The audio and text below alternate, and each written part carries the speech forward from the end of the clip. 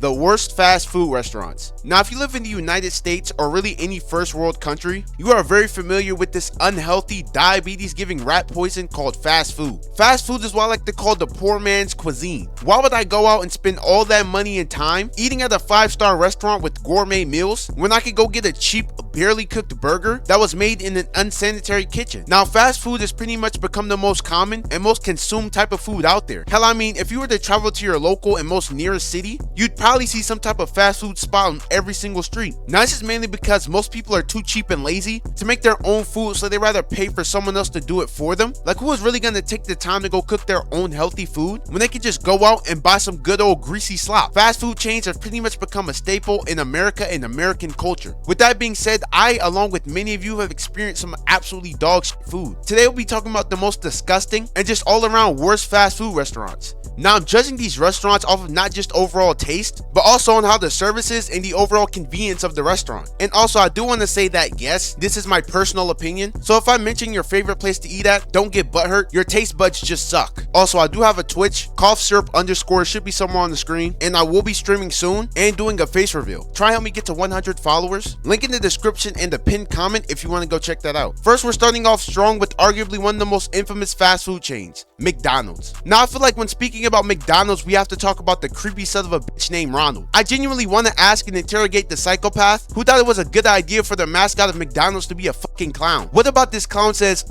we sell good burgers? McDonald's is also known for having some of the most dog shit and fake ass food out there. I feel like I shouldn't have to remind you of the time McDonald's get exposed for making meat out of this pink slime bullshit. I mean, I understand most fast food is made from dog meat, but goddamn, feeding people cotton candy meat is another level of diabolical. Like, somebody gotta run me my fade or something, bro. And don't even get me started on the service. The amount of time I go to McDonald's and they completely fuck over my order should be a crime. I asked for a fucking Big Mac with a side of fries, and somehow you give me a Big Mac with no meat and completely forget my goddamn fries. Like, I swear to God, it's either they mess up the food you ordered, or even sometimes they'll just straight up give you the completely wrong order. The only thing I'll give McDonald's credit for is that they have a decent breakfast and pretty decent fries. Outside of that, McDonald's is a bottom tier fast food restaurant. Next, we got Arby's. Now, I feel like a restaurant whose slogan is, "We have the meats," is destined to be absolute dog shit. Whenever I look at an Arby's burger, I immediately see that one moldy burger from SpongeBob. You know, that one where the meat and bread were molding and it was oozing out that green slime? Like, what about this burger looks even remotely appealing? This burger looks like someone just discovered what sliced ham was and decided to stuff it in between 2 pieces of bread. Arby's food is what I would say the closest thing to modern day slave food. I mean this from the bottom of my heart. If I had to choose between stale, cold school lunch on a Wednesday afternoon or eating hot and fresh Arby's,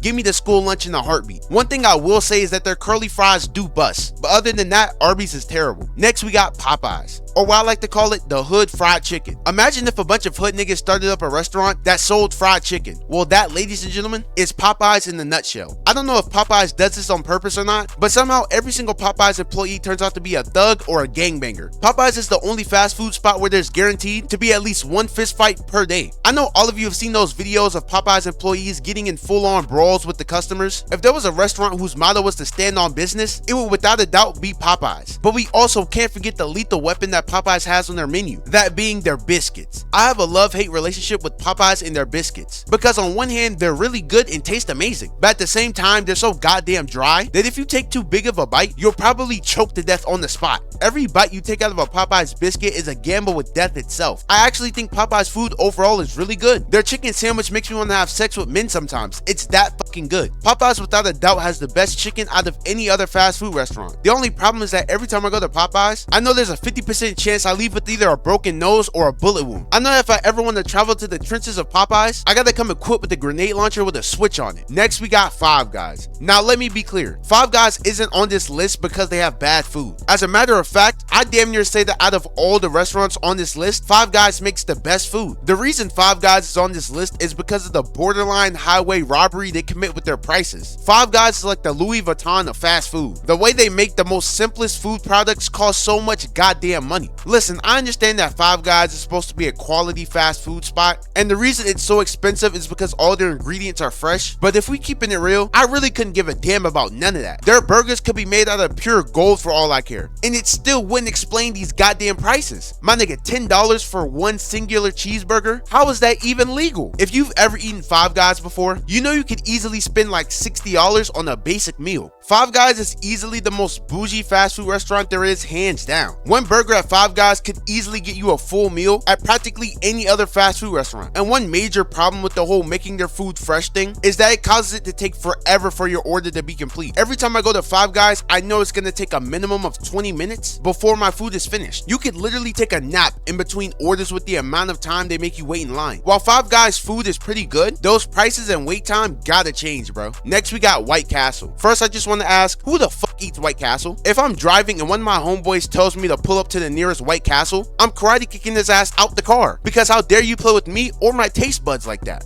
I mean this from the bottom of my heart when I say White Castle might have one of, if not the worst burgers and sliders to have ever been invented. First of all, can we all take a nice and good look at this poverty slider real quick? Look at the meat to bread ratio, gang. What the hell is this? Now, to be fair, most fast food restaurants put little to almost no meat on their burgers, but this doesn't even make any sense. This is straight up a scam, my boy. There is quite literally 4 times more bread on this slider than there is meat. I get that it's a slider, so naturally it's gonna be a bit smaller, but come the fuck on, bro. The meat is almost non-existent.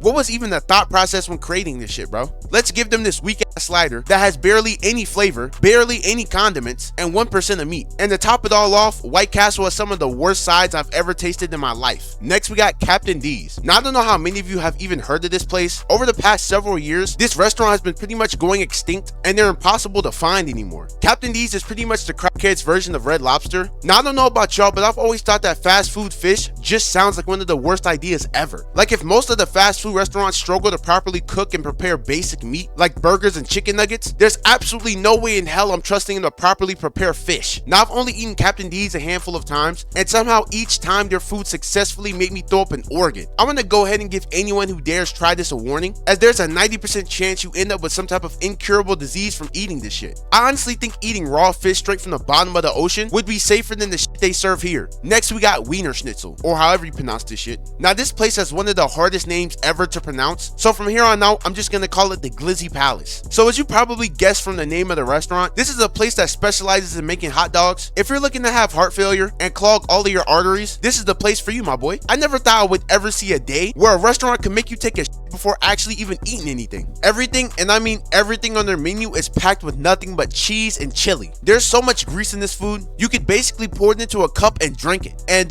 for the love of God, whatever you do, please don't ever order a burger from here. If you value your life and overall physical health, just don't. I'm begging you. The Glizzy Palace is a true representation of the average American citizen diet. When I think about a person who would eat here, I just envision some dirty redneck with the Make America Great Again hat with a tank top covered in ketchup and mustard. I think the Glizzy Palace and Taco Bell actively compete for who can cause more damage to someone's toilet and someone's digestive system. Now, I gotta keep it real with you, the food here actually isn't that bad, but I'd be lying to you if I said I didn't almost have a heart attack after eating just one chili dog. Next, we got Hardee's, or what some people call Carl's Jr. Now, to keep it a bean with you, I completely forgot this place even existed. I don't think I've ever woken up a day in my life and said, let's go get Hardee's. Hardee's is one of those places that has been completely forgotten and abandoned by society. As a matter of fact, the only reason I'm bringing them up is because the other day I went to go try it for like the first time ever, and I see why not a single soul eats there. All I ordered was a basic cheeseburger, no pickles of course, and I think I might have had my worst fast food experience in my entire life. It tasted as if I was eating a burger made from plastic, not to mention my food was ice cold. I don't even think they attempted to cook my shit. They snatched it out the freezer and just threw my shit in the bag. I see why most Hardee's have pretty much become wastelands filled with tumbleweeds and cigarette smokers. Nigga, goddamn. But yeah, that's about it for today's video. If you guys did enjoy, please don't forget to leave a like, subscribe if you are new, and yeah, that's about it. See ya.